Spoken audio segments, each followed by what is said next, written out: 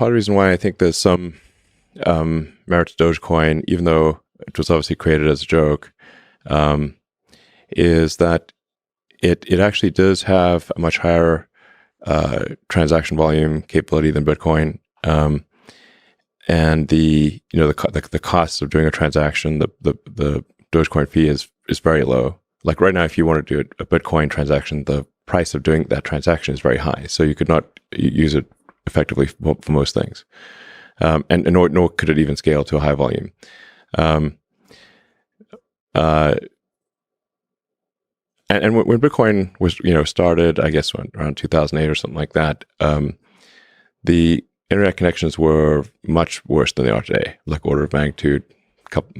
They're way worse, in 2008. So like having a small block size or whatever is, and a long synchronization time made sense in 2008. But to 2021 or fast forward 10 years, it's like comically low. And I think there's some value to having a linear increase in the amount of currency that is generated.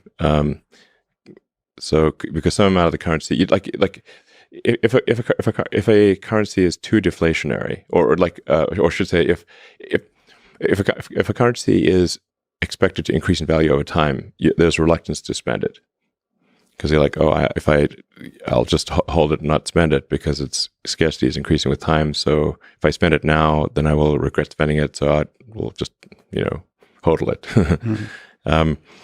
But if there's some dilution of the currency occurring over time, that's more of an incentive to use it as a currency. So Dogecoin, somewhat randomly, has a fixed number of sort of coins or hash strings that are generated every year. So there's some inflation, but it's not a percentage base. It's a fixed number. So the percentage of inflation will necessarily decline over time. So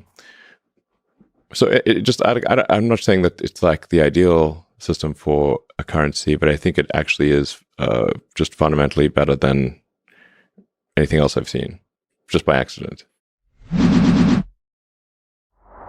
For more tech news, visit em360tech.com.